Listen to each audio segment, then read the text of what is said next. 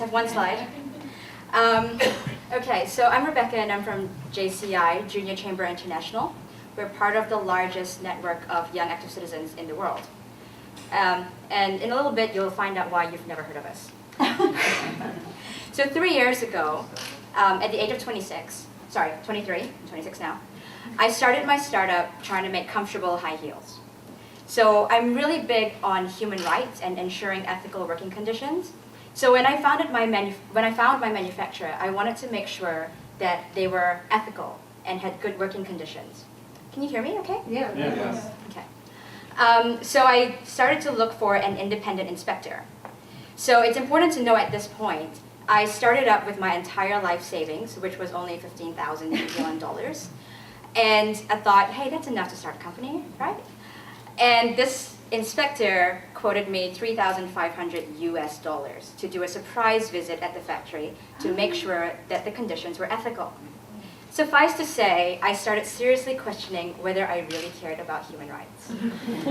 So, long story short, after deliberating, I decided to go ahead. But upon reflection, I realized that it wasn't the cost of the inspection that caused me to freak out. It was actually the fear of failure. What if I actually chose this manufacturer and went ahead with the investigation and they weren't ethical? I was going to have to repeat the process and be out of money before I even started. Or I'd ignore the values I always thought I had. So I'm sure there are some of you in this room who can relate to that story. So at JCI, our mission is to provide development opportunities that empower young people to create positive change. We realize that people are actually good and they want to do good. But the challenges come when there's a conflict of interest between our purpose and our performance. And in business terms, that's profit. But we actually learned that all our lives. How are your grades in school? That always matters more. That's always what your family shows off, instead of, oh, my kid's really kind, right? So my very amateur experience taught me one very simple truth, that behind every company that chooses to destroy the Amazon or chooses to use a 4-year-old orphan to mine cobalt for the batteries in our smartphones is an individual or a group of individuals whose values allow them to think that that's okay. So how do we change that? How do we actually ask ourselves, are we sustainable in the way we treat our relationships? Are we inclusive?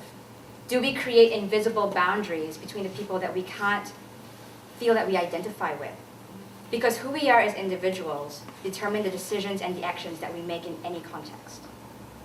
So at JCI, we facilitate an environment where we are confronted by how you combine your values, what you are taught about being kind and generous and all of those things, alongside with a set of biases that we were indirectly taught by being told that X kinds of people do this and Y kinds of people do that. And then also the fear of failure and focus on getting ourselves ahead of the competition that is ingrained in us from a very young age. This environment causes us to strip away all the different hats an individual would wear in their lifetimes and fundamentally addresses the character and mindset of that individual. Our members gain hard and soft skills through hands-on projects that aim to solve an issue in the community. This is important because it teaches us that having self-interest and social responsibility are not mutually exclusive. We use the JCI Active Citizens Framework, which is a very simple tool that teaches us how to do market validation, scoping, sales, stakeholder engagement, all of the technical and strategic skills required in business. But it also teaches us the soft skills, how to build character and mindsets that are inclusive and sustainable. Because we find ourselves in teams, much like the ones that you found yourself in at university and at work. We face all of the same frustrations, but unlike in those environments, we have to allow other people and ourselves that opportunity to develop. We don't prioritize our reputation or our brand. We constantly have to prioritize our people, the members who join us so that they can learn how to be successful. And this comes at a cost. So why have you never heard of JCI? Let me tell you. You've never heard of JCI because oftentimes allowing our people to fail, putting them first, costs us our brand and our reputation.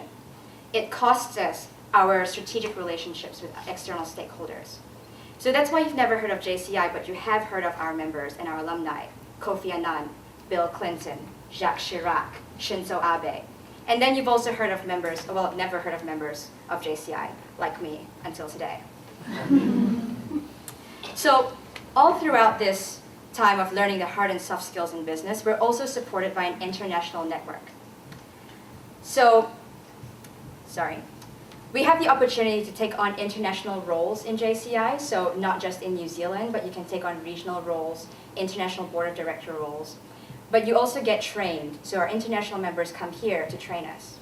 And the members that we have internationally are millionaire 30-year-olds who have their companies listed on the Australian Stock Exchange.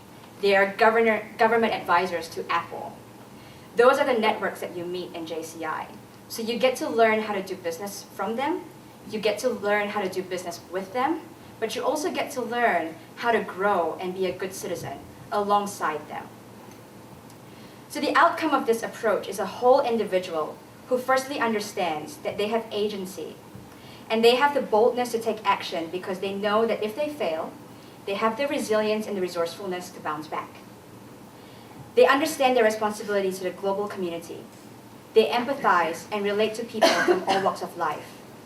They are equipped with tangible skills and an international network that they can both serve and do business with. And when we develop that kind of competency as individuals, that kind of empathy and understanding that we are all connected and we all affect each other, then we become business leaders who won't destroy the Amazon because we know that it destroys communities and causes war. We won't allow a 4-year-old orphan to mine cobalt for our iPhones at gunpoint because we know that that enslaves our brother and sister in a different country. We become people who put on the hat of business leaders, who lead from that place of sustainability and inclusiveness, of purpose beyond profit.